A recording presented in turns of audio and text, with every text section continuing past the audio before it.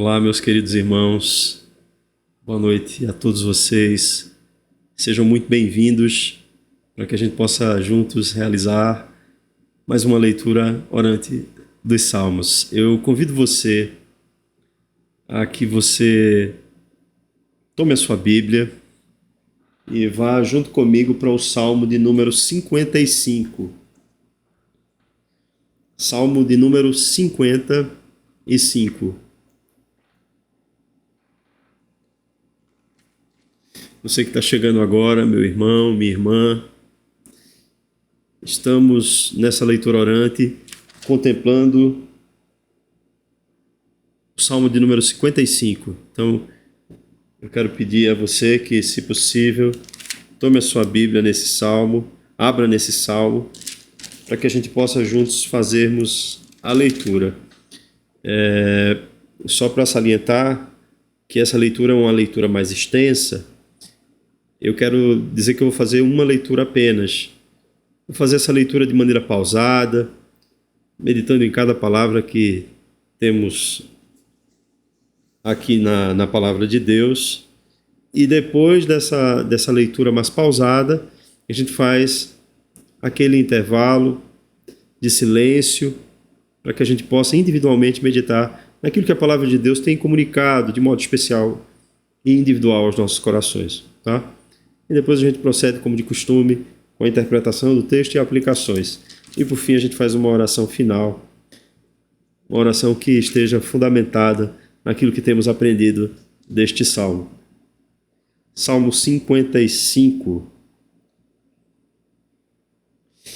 Na nossa versão usual, que é a Almeida Revista e Atualizada, vai ter um título aí, né? Esse título eu já falei para os irmãos, não consta no texto de origem, mas ele foi acrescentado para dar sentido ao texto. Nem sempre a gente deve acreditar que ele traz o tema principal.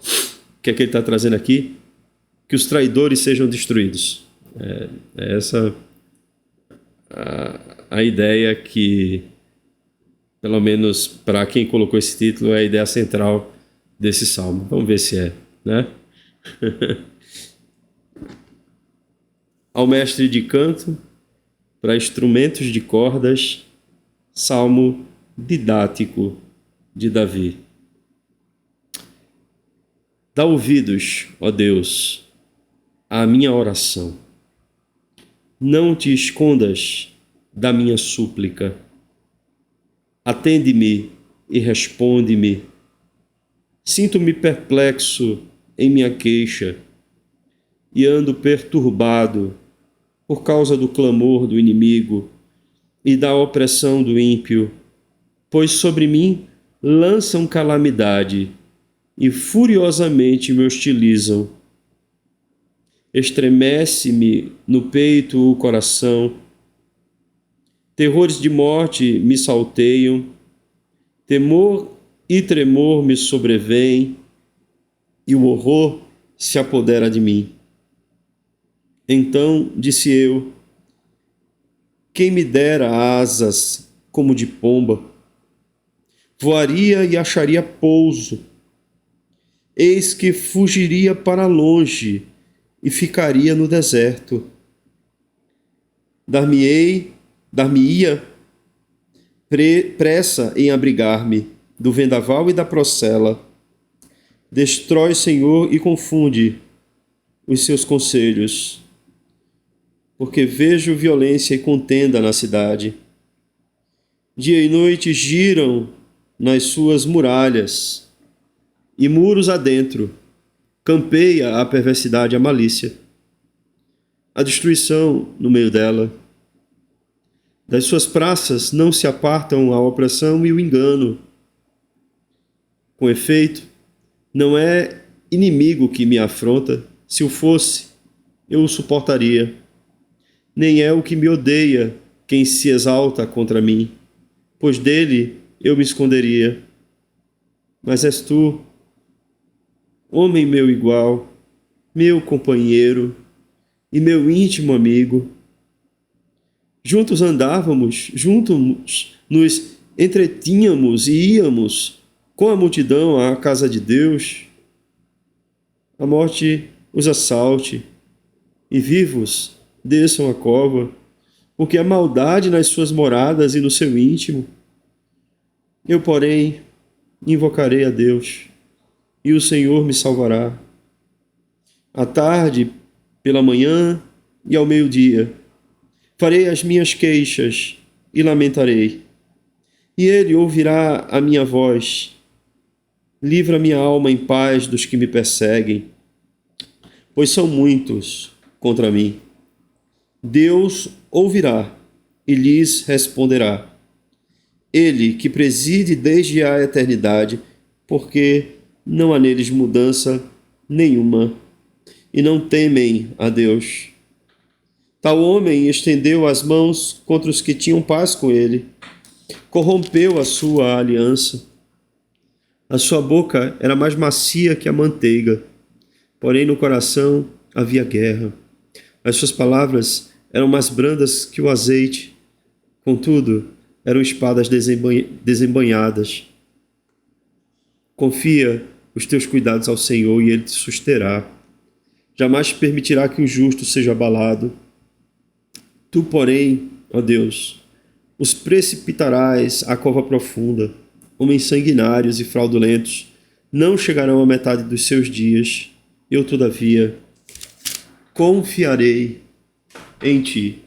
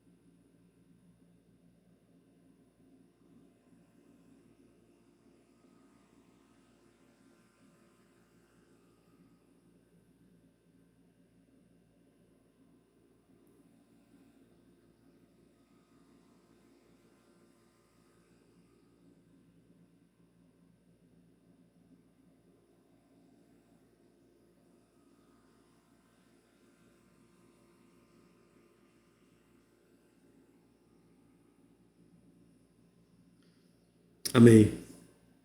Irmãos, a gente tem mais uma vez aqui um salmo que é um salmo considerado salmo didático.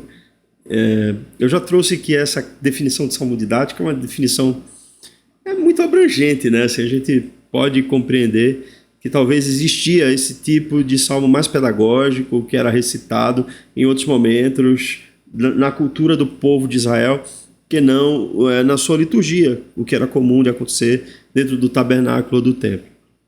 É um salmo para canto, ou seja, ele era para ser entoado mesmo, e a gente sabe os motivos disso, né? A música, ela traz assim uma força maior de expressão para o que a gente está falando. Além do que, a música ajuda a que memorizemos a letra.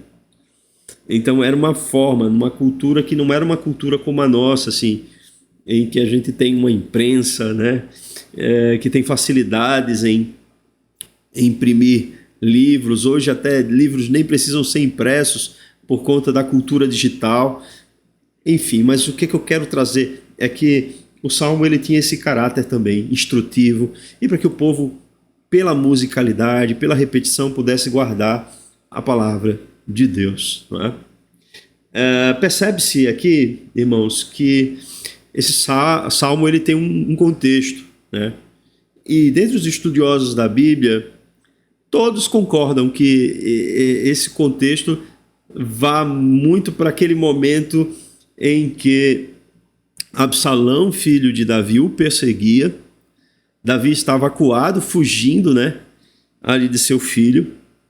E um dos seus conselheiros reais de Davi, que era Aitofel, e não era apenas um conselheiro, ele era um amigo íntimo de Davi, Davi tinha prazer de estar com ele, e Aitofel acabou traindo a confiança de Davi, se juntando ali a Absalão e passando a perseguir a Davi. Então, a gente vê isso lá, né, no livro, segundo livro de Samuel, no capítulo 15, versículo 31, né, que Davi faz ali uma oração, né?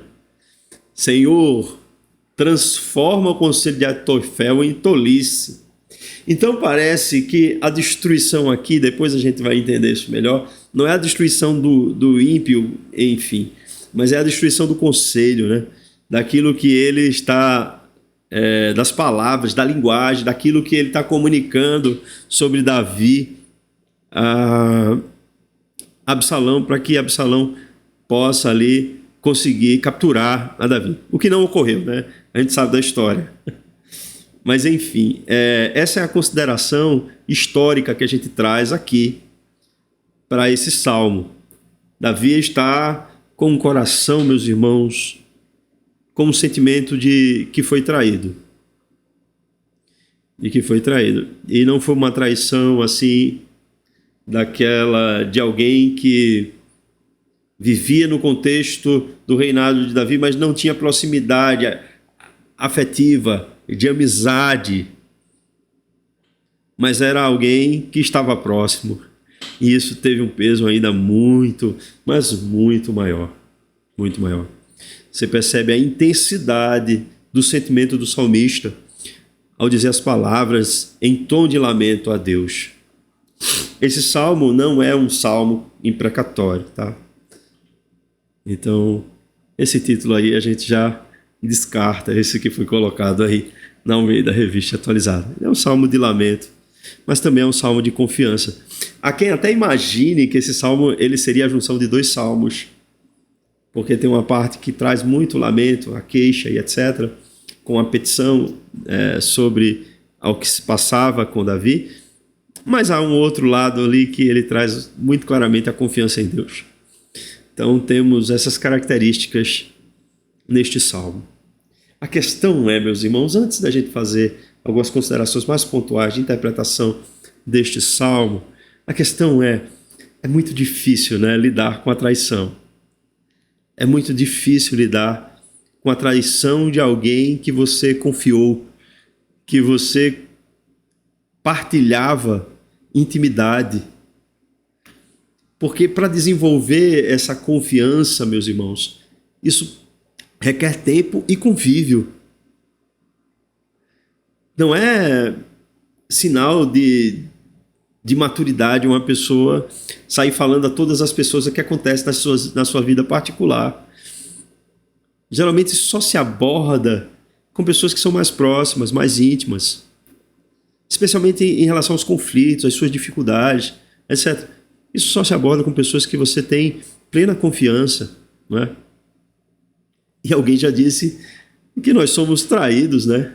E justamente por alguém que a gente confia, porque se não houvesse essa confiança, não seria traição. O que Davi fala é que existia mais do que um vínculo de confiança com Aitofel. Existia um vínculo de aliança, de pacto. Havia uma cumplicidade entre eles. E ainda assim, né, Aitofel, percebendo o enfraquecimento de Davi em relação ao povo e percebendo que Absalão estava ali conseguindo conquistar as pessoas para que ele pudesse tomar o trono do pai, Aitofel ele foi absolutamente ingrato com esse convívio e com essa aliança que ele tinha com Davi.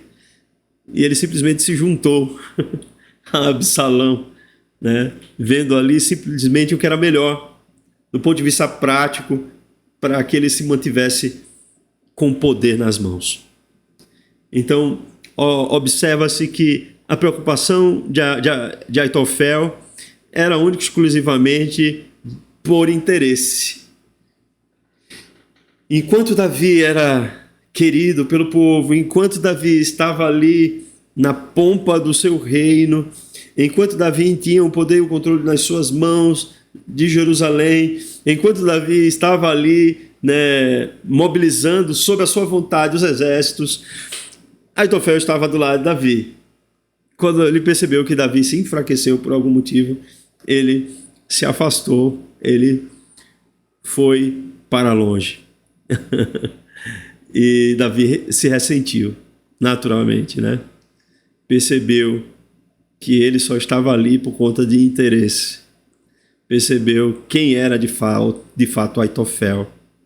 Era um homem que parecia um homem gentil, educado, de fala mansa, mas que no coração curtia talvez ali um ciúme, uma maldade contra o rei Davi. Isso se revelou quando Davi se enfraqueceu. Então, o que eu quero dizer aqui para os irmãos? É que, às vezes, a gente convive com pessoas, né, que a gente vai tendo ali uma disposição de amizade, a gente vai se envolvendo no contexto da vida daquela pessoa e ela no nosso contexto. E quando a amizade é uma amizade realmente sincera e verdadeira, ela suporta os momentos de dificuldade. Na verdade, o amigo ele está muito mais próximo nesses momentos de dificuldade, ele está muito mais achegado nesses momentos de dificuldade, não é verdade? Então é isso que acontece com a verdadeira amizade. Se alguém, assim, num momento de dificuldade que você tem enfrentado, se afastou de você, né? Não continuou a curtir o mesmo interesse de estar perto de você. Pelo contrário, passou a falar para outras pessoas, né, sobre as suas dificuldades, que foram confidenciadas, né, ali no contexto da amizade. Essa pessoa, irmão, irmã, ela só demonstrou para você aquilo que você não sabia, mas que ela nunca foi seu amigo, que ela nunca foi sua amiga. Então, a gente deveria se contentar com isso, né? A gente deveria ficar satisfeito, porque é uma pessoa que não vai estar mais no seu convívio, desejando o mal para você, mas fingindo que quer o bem. É melhor pessoas sinceras, meus irmãos, que com amor nos dizem a verdade, do que pessoas que são pessoas bajuladoras, pessoas que sempre querem colocar você para cima, em algum sentido, mas que quando tem uma oportunidade, elas traem a sua confiança. Então é muito melhor viver com pessoas sinceras, né, que digam a verdade, do que com pessoas que simulam ser suas amigas, mas que no fundo nunca foram. Tá? A gente tem vários exemplos na Bíblia, na história humana, né?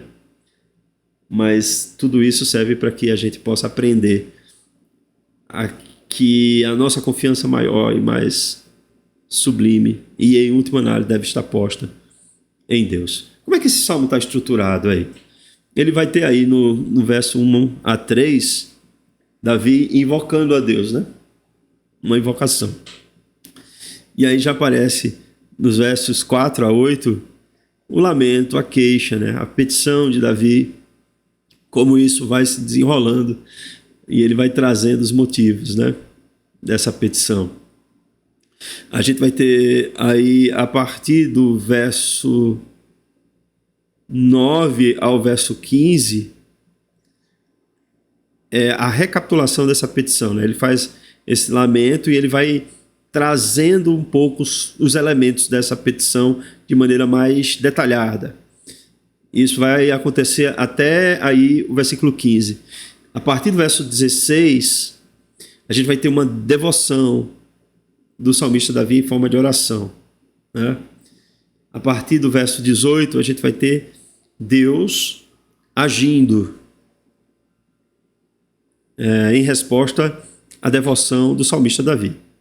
A partir do verso 20, no verso 20 e 21, ele traz a referência à traição. Ele deixa claro isso, né? E aí, a partir do verso 22 e 23, ele vai dizer que houve uma lição aprendida. E ele recomenda que é importante que a gente entregue os nossos cuidados ao Senhor e que a nossa confiança esteja posta simplesmente nele. Que a nossa confiança esteja posta em Deus. É um salmo bonito, né? Embora tenha essa tensão toda, mas ele é um salmo que o desfecho desse salmo traz esse ar de que Deus ouve as nossas orações, nos responde e vale a pena confiar em Deus. Então vamos por parte aqui, né? Do verso 1 ao 3 está escrito o seguinte: dá ouvidos, ó Deus, à minha oração, não te escondas da minha súplica, atende-me e responde-me. Sinto-me perplexo em minha queixa e ando perturbado por causa do clamor do inimigo e da opressão do ímpio, pois sobre mim lançam calamidade e furiosamente me hostilizam. Olha a compreensão de Davi. A Deus eu preciso me dirigir. Eu estou vivendo uma situação em que a pessoa que eu confiava se juntou com o meu filho e estão agindo contra mim. E essas pessoas têm me hostilizado diante do povo. Essas pessoas têm dito que desejam me matar. Essas pessoas têm, de alguma forma, gritado. É o clamor do inimigo. Gritado. Coisas que são coisas que revelam o mal que eles desejam fazer a mim. É isso que Davi está dizendo. Mas o mais importante é que ele busca a Deus. Busca a Deus. Ele diz assim: dá ouvidos, ó Deus, à minha oração, e não te escondas da minha súplica. Irmãos, não é muito se dizer que Deus, ele está atento às nossas orações. Que Deus ouve as nossas súplicas. Eu acho que a nossa dificuldade como povo de Deus não é nem saber que Deus ouve, que Deus está atento. É nos disciplinarmos a buscarmos a Deus nesses contextos. Eu não sei se você concorda comigo.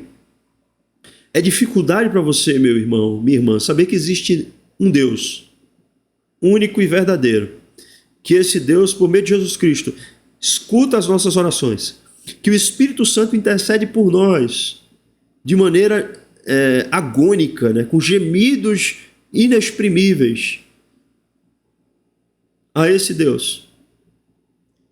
É difícil a gente entender isso como evangélicos, como o povo da Bíblia. Não sei nem se a gente pode mais continuar falando assim. É difícil a gente entender? Claro que não. O que nos falta, então? Falta disposição. Falta disposição para buscarmos a Deus. Falta disposição para que nos momentos de dificuldade nos curvemos diante do Senhor. Supliquemos a Ele para que Ele possa vir e agir em nosso favor. Às vezes, meus irmãos, a gente pode muito bem ficarmos guardando esses sentimentos e essas hostilidades em nosso coração. Podemos muito bem, ao invés de buscarmos a Deus, ficarmos nos vitimizando diante daquilo que nos é apontado. É muito difícil, meus irmãos, quando alguém que a gente, de alguma forma, curtiu uma admiração, conviveu, né, teve relações próximas, começa a falar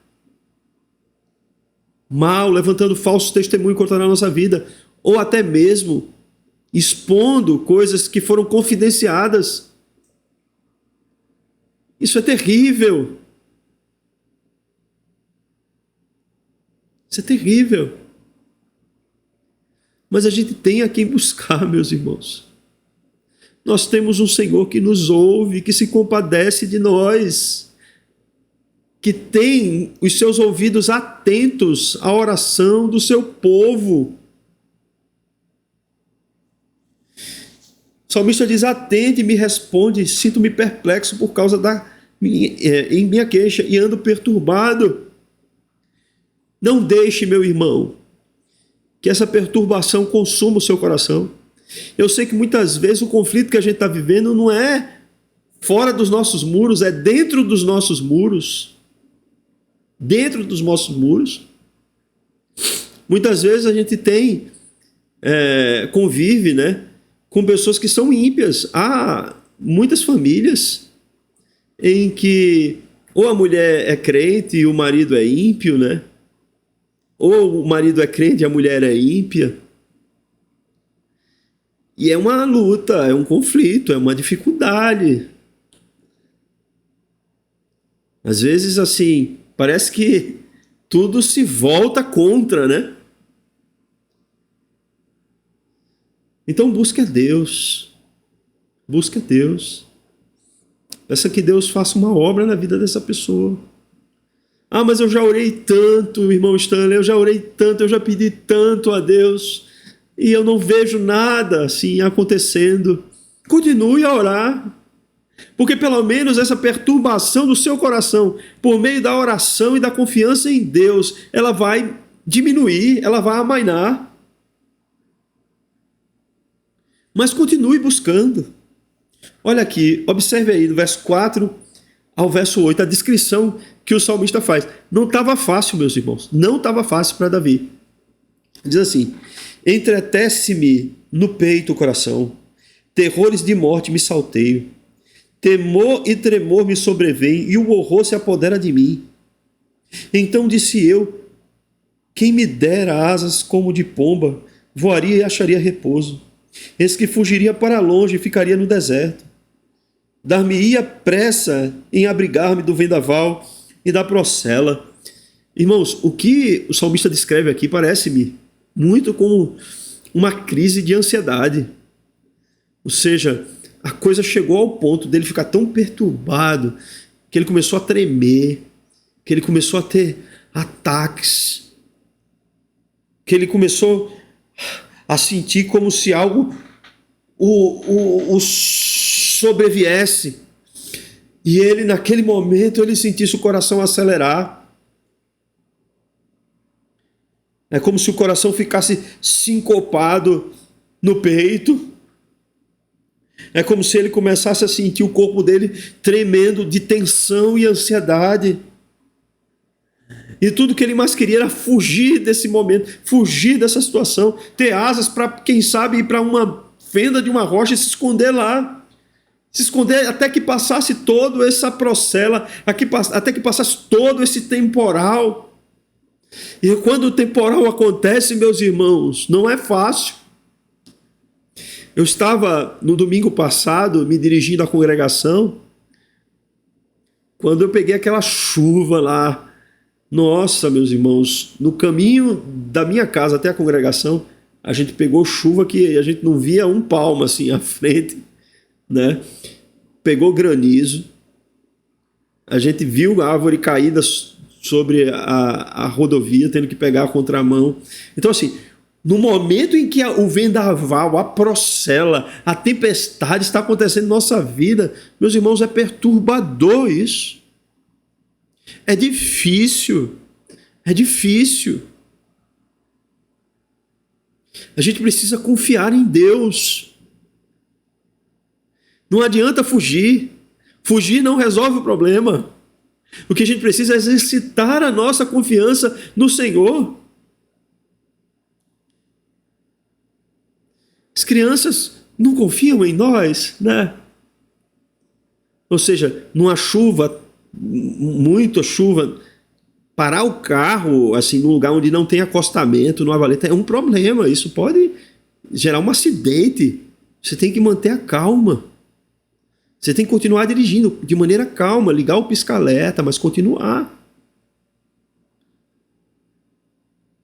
Prestando mais atenção, estando mais atento a tudo que se passa. Mas é preciso continuar.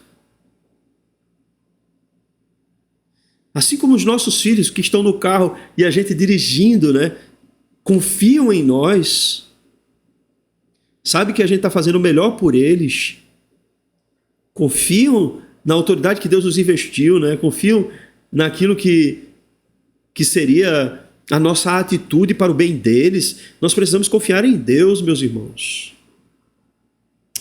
Olha aí, a partir do verso 9, como ele vai recapitulando em petição aquilo que tem acontecido a ele. Isso, do verso 9 ao verso 15, Davi diz assim, ó, destrói, Senhor, ele diz, e confunde os seus conselhos, porque vejo violência e contenda na cidade. Dia e noite giram nas suas muralhas, e muros adentro campeia a perversidade e a malícia, a destruição no meio dela. Das suas praças não se apartam a opressão e o engano. Com efeito, não é inimigo que me afronta, se fosse eu suportaria, nem o que me odeia quem se exalta contra mim, pois dele eu me esconderia. Mas és tu, homem meu igual, meu companheiro e meu íntimo amigo. Juntos andávamos, juntos nos entretínhamos e íamos com a multidão à casa de Deus. A morte os assalte e vivos desçam a cova, porque há maldade nas suas moradas e no seu íntimo. Davi, ele descreve um paralelo entre o que acontece em Jerusalém por conta da invasão, né? Não foi nem invasão, porque Absalão, seu filho, cooptou as pessoas e assumiu ali o comando, e Davi teve que fugir. Ele fugiu com a cabeça coberta, né, que é um sinal de tristeza, mas ele fugiu. Davi fugiu. Então, assim, a gente tem aqui uma situação em que a cidade de Jerusalém, ela foi tomada por um tirano, né? E esse tirano, ele recebeu o apoio do melhor, talvez, amigo que Davi tinha ali como seu conselheiro real. E não bastasse isso, eles dois agora se juntam, o filho e o melhor amigo, para tramar a morte de Davi. E Davi, ao observar o que acontece com ele observa também como que em paralelo o que está acontecendo em Jerusalém. Ou seja, isso que o sobressaltou, o que sobreveio sobre ele, é também o que tem acontecido na cidade de Jerusalém. Ele pede a Deus aqui, né, que Deus destrua e confunda os conselhos. Os conselhos é o que eles tramam entre si. Que ele não prospere nesse propósito. O que Davi está pedindo aqui é que os seus inimigos não consigam estabelecer uma comunicação, né? E possam chegar a uma tomada de decisão em comum acordo que faça com que ele seja preso e morto. É por isso que a oração que está lá em 2 Samuel 15:31,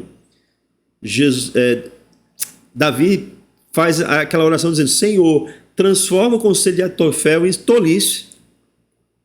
É mais ou menos o que ele queria que acontecesse no conselho de Absalão e seus generais, juntamente com Aitofel, acontecesse o que aconteceu na Torre de Babel, confusão.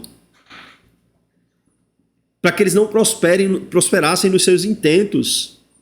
É isso que Davi está trazendo aqui. E o que ele mais vê é violência acontecendo. O que ele mais vê na cidade, tanto fora dos muros quanto dentro dos muros, é perversidade e malícia.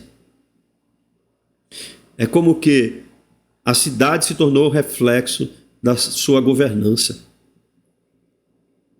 As pessoas passaram a viver espelhando o que acontecia dentro dos muros, dentro do palácio.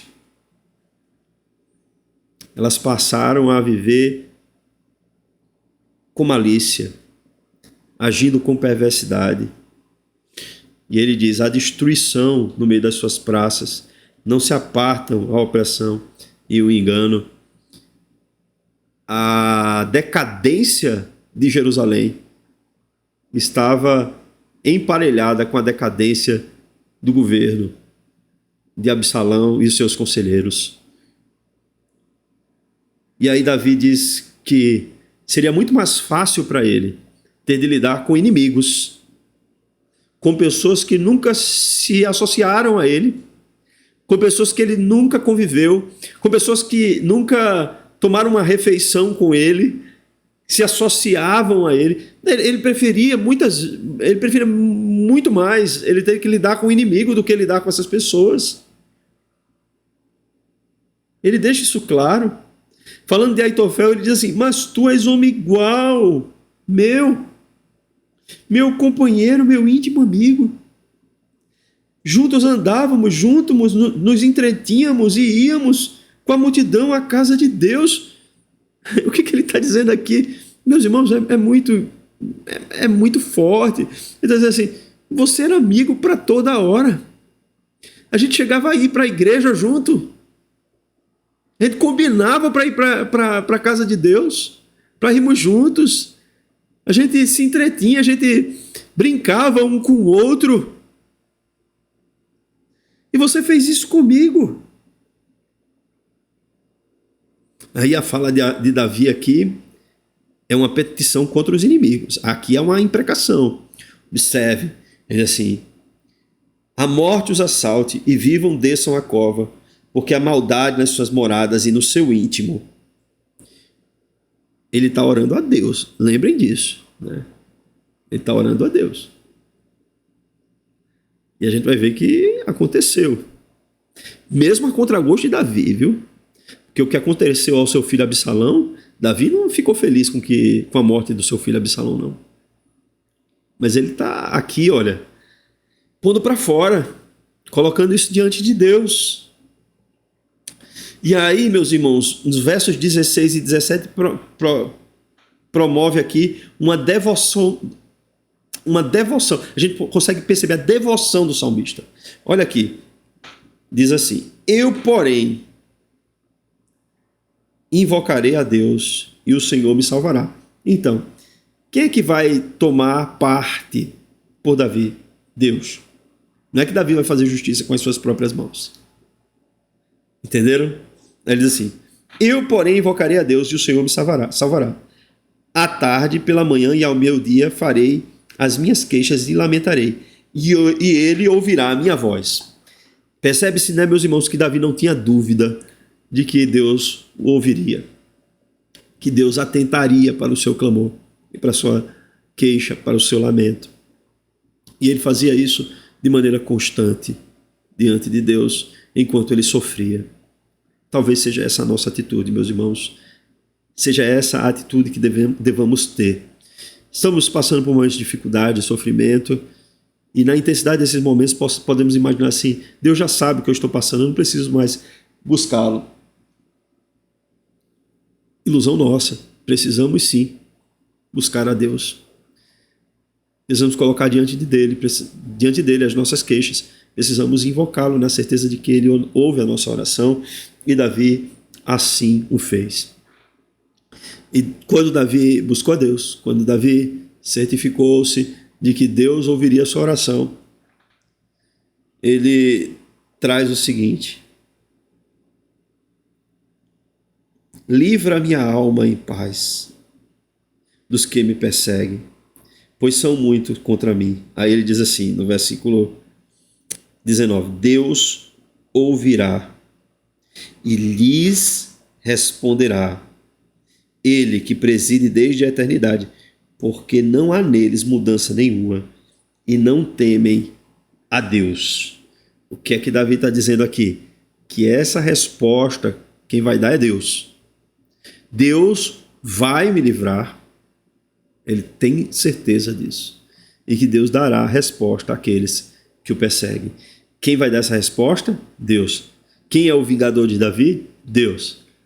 Davi vai fazer vingança com as próprias mãos? Vai criar um meio de que isso aconteça? Não. Davi confia no Senhor. Davi confia no Senhor. Deus ouvirá e lhes responderá, ele que preside desde a eternidade, porque não há neles mudança nenhuma e não temem a Deus. O que Davi quer dizer com isso? Que não há neles mudança nenhuma, que eles não se arrependem do que estavam fazendo, não se arrependiam do que estavam fazendo. Eles estavam fortemente inclinados a levar a cabo o projeto que eles tinham, projeto perverso, né, maligno, de destruição de Davi. E aí, meus irmãos, ele faz uma nova referência à traição. Olha aqui. Tal homem estendeu as mãos contra os que tinham paz com ele, corrompeu a sua aliança. A sua boca era mais macia que a manteiga, porém no coração havia guerra. As suas palavras eram mais brandas que o azeite, contudo eram espadas desembanhadas. Ele está falando de Aitofel. O que é que Davi está dizendo assim? Essa pessoa era muito próxima de mim, muito próxima. Eu carreguei no meu coração estima por essa pessoa. Essa pessoa tem acesso livre a mim, como rei. Mas ele, a quem sempre teve paz com ele, a quem sempre estendeu a mão para ele, ele estendeu agora contra mim. Ele corrompeu a aliança que tinha com Davi. Interessante que ele diz que a sua boca era macia, era mais macia que a manteiga, né? Então, era aquela pessoa que tinha uma lábia, sabe? Fazia elogios.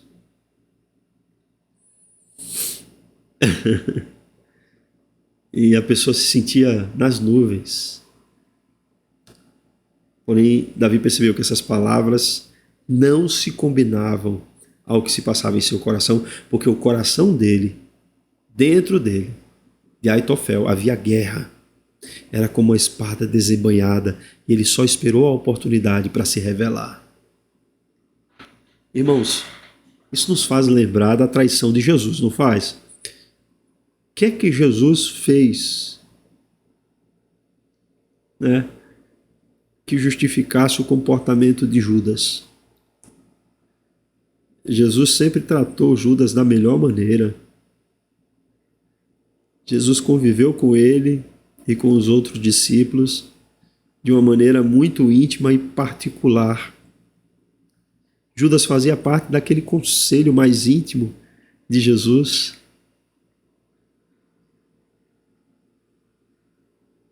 E aí o que é que Judas fez? Traiu Jesus por algumas moedas. Traiu Jesus. O que é que Judas revelou? Apenas o coração.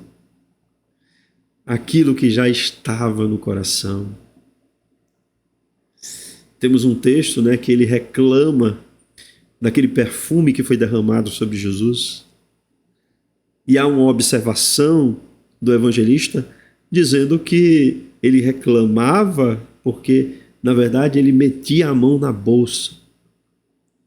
Ele queria o dinheiro para roubar o dinheiro. O que aconteceu com Judas, meus irmãos, foi que ele revelou-se como alguém que sempre esteve de longe de Jesus. A palavra apostasia significa exatamente isso, estar de longe. Parece que está perto, mas nunca esteve. Nunca esteve. Né? Apostasia não é cair da graça, como alguns pensam. É aquela pessoa que ela revelou o seu coração, que apostatou, ela sempre esteve longe. Ela parecia estar perto, mas nunca esteve perto de Jesus. E aí o salmista encerra com palavras de confiança, a partir do verso 22 aí do Salmo. Há uma lição aprendida e agora essa lição é recomendada. Talvez por isso seja um salmo didático. Olha o que ele diz assim: confia os teus cuidados ao Senhor e Ele te susterá. Jamais permitirá que o justo seja abalado. Tu, porém, ó Deus, os precipitarás à cova profunda. Homens sanguinários e fraudulentos não chegarão à metade dos seus dias. Eu, todavia, confiarei em ti. Diante dessas situações, meus irmãos, devemos fazer como o salmista fez e como ele recomendou. Devemos confiar nos cuidados do Senhor. Deus, o Senhor Deus, é aquele que nos sustenta, é aquele que jamais permitirá que o justo seja abalado. E abalado aqui é que ele venha a se perder. Deus não vai permitir que isso aconteça. Deus não permitirá. E ele diz que é Deus quem precipita os homens sanguinários em covas profundas. E esses homens não chegam à metade dos seus dias. Isso a gente sabe que isso é verdade, né, meus irmãos? A gente sabe que isso é verdade. Embora a gente veja crescer de forma galopante a violência, né? A insegurança pública, mas a gente sabe que quem se envolve com a criminalidade, o prazo de validade é muito curto, né? É muito curto. Você vai vendo várias pessoas assim que se envolvem com a criminalidade, mais dias, menos dias, tem o CPF cancelado. É isso que acontece. Porque quem com a espada fere, com a espada será ferido. A violência atrai violência. Mas aquele que confia em Deus, meus irmãos, ele sempre terá razões para adorar ao Senhor. Ele sempre perceberá que Deus é quem o sustenta. Ele sempre terá a sua consciência de que ele jamais será abalado, porque Deus é quem o sustém. Com essa confiança, meus irmãos, nós nos dirigimos a Deus em oração. Deus querido e Pai amado, nós somos gratos pela Tua palavra. Queremos te pedir, Senhor, que Tu nos ajudes, pois sabemos, ó Deus, que somos imperfeitos, somos seres humanos e que as questões dessa vida muitas vezes nos causam perplexidades. Por vezes, Senhor, somos sobressaltados por coisas que nunca imaginávamos. Quebras de confiança, traições. Como é difícil, Senhor, lidar com isso. Mas sabemos, ó Deus, que seja intramuros ou até mesmo fora dos nossos muros, a violência não prosperará para sempre. Tu, Senhor Deus, tem cuidado de nós. Tu és aquele que faz justiça ao teu povo. Então, Senhor, estende as tuas mãos a todos os meus irmãos e irmãs que nesse momento, junto comigo, oram, Senhor, e vivem situações de conflito. Estende as tuas mãos, Senhor. Dá cabo nesse conflito. Exercita, Senhor, em nossos corações a confiança em Ti, para que possamos, Senhor, viver e recomendarmos aos nossos irmãos a confiança no Senhor, assim como fez o salmista Davi. Ajuda-nos, Senhor, a não interpretarmos que essas pessoas que se afastam de nós, se afastam, Senhor, porque não somos bons o suficiente, a não nos vitimizarmos, Senhor, porque todos nós somos pecadores, mas que possamos perceber, ó Deus, que se elas se afastaram e elas não levaram em conta a aliança que tínhamos, o vínculo de amizade que possuíamos, é porque, de alguma forma, Senhor, elas revelaram o que se passava em seus corações. Possamos viver em paz com isso. Na certeza, Senhor, de que mesmo que o nosso amigo mais próximo, ou amiga mais próxima, venha, Senhor, a se voltar contra nós, Tu, Jesus Cristo, nunca, nunca nos desampararás. Tu és o nosso pastor bendito, Tu és o nosso amigo verdadeiro e fiel. Faz com que creiamos nisso, Senhor, apesar das nossas lutas e dificuldades. Essa oração que te fazemos no nome de Jesus. Amém e amém. Queridos irmãos, até a próxima leitura orante e que Deus nos abençoe.